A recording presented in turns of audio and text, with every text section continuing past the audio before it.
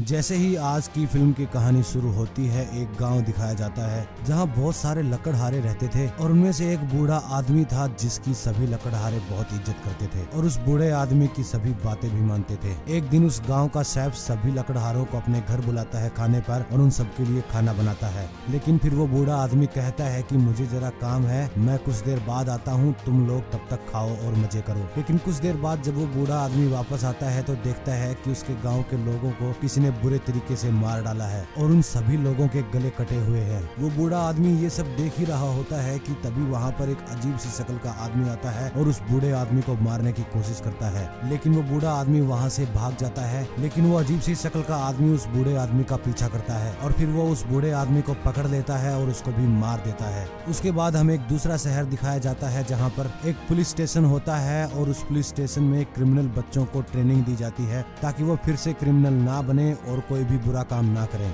उन बच्चों की देखरेख के लिए एक सार्जेंट और एक फीमेल स्टाफ को वहाँ पर रखा जाता है और उस पुलिस स्टेशन में ये 5 क्रिमिनल बच्चे होते हैं और इन क्रिमिनल बच्चों में से एक लड़की का नाम सीबी होता है और उसका फादर एक पुलिस वाला होता है। फिर वो सार्जेंट इन सभी बच्चों से कहता है कि अब हम सभी जंगल में जाएंगे और वहाँ पर कैंप लगाकर कुछ दिन रहेंगे और वहाँ पर मैं आप सबकी काउंसलिंग करूंगा और आप सब लोगों को अच्छी अच्छी बातें भी सिखाऊंगा और अगर किसी ने मेरी बात नहीं मानी तो उसको कड़ी सजा मिलेगी और अगर आप लोगों ने मेरी बात मानी और मैंने जैसा कहा वैसे ही किया तो आपको कोर्ट से छुट्टी मिल जाएगी और आप जेल से निकाले जाओगे। फिर ये सभी जंगल की तरफ चले जाते हैं और उस लड़की का बाप जो पुलिस वाला होता है वो भी अपने घर चला जाता है। फिर जैसे ही ये लोग जंगल के अंदर एंट्री लेते हैं, घुसते हैं, तभी उन्हें एक पागल आदमी दिखाई देता है और ये पागल आदमी इन सभी लोगों को बड़े अजीब तरीके से देख रहा था। उसके बाद सार्जेंट सभी को इकट्ठा करता है और उन सबको टेंट देता है और कहता है कि तुम सब अपने अपने टेंट लगाओ और तुम सबको इन्हीं टेंट्स में रहना है और खुद अपने कैबिन में चला जाता है। फिर वहीं जंगल में एक हिरन दिखाया जाता है और उसके पीछे एक भालू उसका शिकार करने के लिए तैयार रहता है। लेकिन तभी भालू के पीछे एक बहुत बड़ा जाइंट दानव आता है और उस भालू को मार कर खाने लगता है। फिर रात को वो काउंसलर सभी बच्चों की काउंसलिंग कर रहा होता है और सभी बच्चे काउंसलर की बातें ध्यान से सुन रहे होते हैं।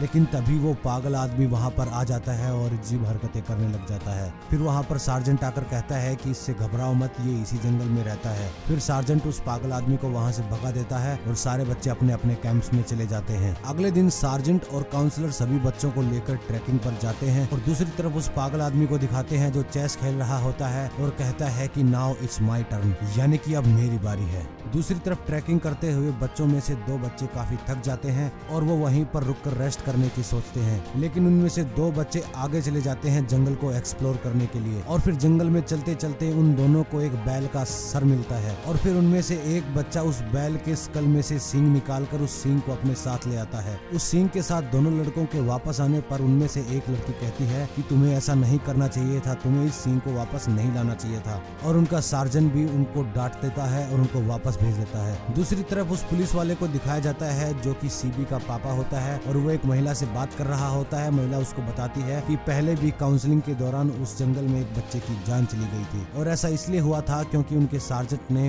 उस बच्चे से बहुत ज्यादा एक्सरसाइज करवाई थी। ऐसा सुनते ही उस पुलिस वाले को बहुत घबराहट होती है और वो अपनी बेटी की फिक्र में जंगल की तरफ चला जाता है। दूसरी तरफ जंगल में हमें उसी जायंट दानव को दिखाया जाता है जो कि उस बैल के सर को देख रहा होता है जिसका एक सींग गायब होता है। फिर वो दानव इतनी जोर से चिल्लाता और दहाड़ता है कि जंगल में सारे को काफी गुस्सा आ गया है। फिर वो दानव भी उन लोगों को ढूंढने के लिए निकल जाता है जिसने उनके सींग को चुराया था और तभी वो लोग जायंट को दिख जाते हैं और उन लोगों में एक लड़की अपने फोन में बिजी होती है और तभी वो जायंट दानव आकर उस बच्ची के पीछे खड़ा हो जाता है और अपनी कुल्हाड़ी से उस लड़की के 2 टुकड़े कर देता है और फिर एक दूसरी और लड़की को मारने की कोशिश करता है और सार्जेंट उस लड़की को बचाने की कोशिश करता है लेकिन वो दानव सार्जेंट के भी 2 टुकड़े कर देता है और फिर सार्जेंट को अपने पैरों से कुचल देता है और बाकी लोगों की तरफ बढ़ता है। फिर ये बाकी के लोग अपने कैबिन्स की तरफ भागते हैं और ये लोग प्लान कर रहे थे कि हम वैन लेकर इस जंगल से भाग जाएंगे, लेकिन वैन की चाबी सार्जेंट के जेब में होती है जिसको दानव ने कुचल दिया था। फिर उनमें से एक लड़का कहता है कि मैं उस वैन को बिना चाबी के स्टार्ट कर सकता हूँ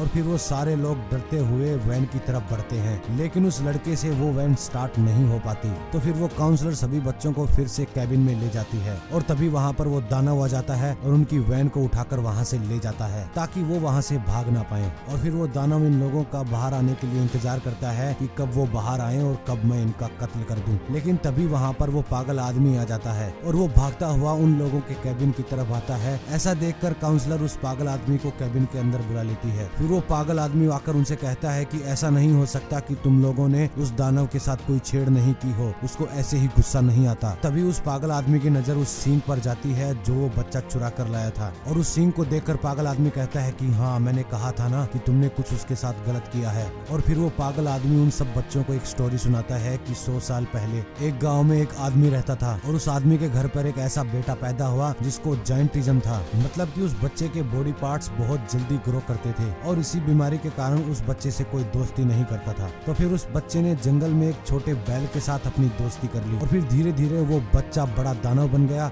और वो बैल भी उस बच्चे के साथ रह रहकर बहुत बड़ा हो गया। लेकिन उस साल उस गांव के लोगों ने उस जंगल के सारे पेड़ पौधे काट दिए जिससे कि वहाँ पर एक भी पेड़ पौधा नहीं बचा और जंगल के कट जाने पर सारे जंगली जानवर यहाँ से चले गए और उस गांव के लोग भूखे रहने लगे क्योंकि उन लोगों को कोई शिकार ही नहीं मिल रहा था। लेकिन उस दिन उस गांव के लोगों को वो जायंट बैल दिख जाता है और वो गांव के लोग उस बैल को मार देते हैं और फिर वो गांव के लोग उस बैल को ले आते हैं और उसको पकाकर खा जाते हैं। और जब वो दानव बच्चा वहाँ पर आया तो उसने देखा कि इन लोगों ने उसके बैल को मार दिया है और ऐसा देखकर उसको बहुत गुस्सा आया और फिर उसने एक एक करके उन गांव के लोगों को अपनी कुल्हाड़ी से मारना शुरू कर दिया और फिर अपने ही पिता का सर उस ब्लेड में देकर मार दिया। और ये फिल्म का वही सीन है जो इस फिल्म के स्टार्टिंग में दिखाया जाता है। इसके तुरंत बाद वो जायंट बच्चा जंगल की तरफ भाग गया लेकिन गांव वालों ने उसको पकड़ लिया और फिर उस दानव बच्चे को एक गुफा में बंद करके उस गुफा को बम से उड़ा दिया। और फिर लोगों ने सोचा कि वो दानव बच्चा मर गया है और अब वो दानव बच्चा इन लोगों को तंग नहीं करेगा। लेकिन उन लोगों को ये नहीं पता था कि वो बच्चा किसी न किसी तरीके से बच गया था और फिर वो पहाड़ की दूसरी तरफ जाकर रहने लगा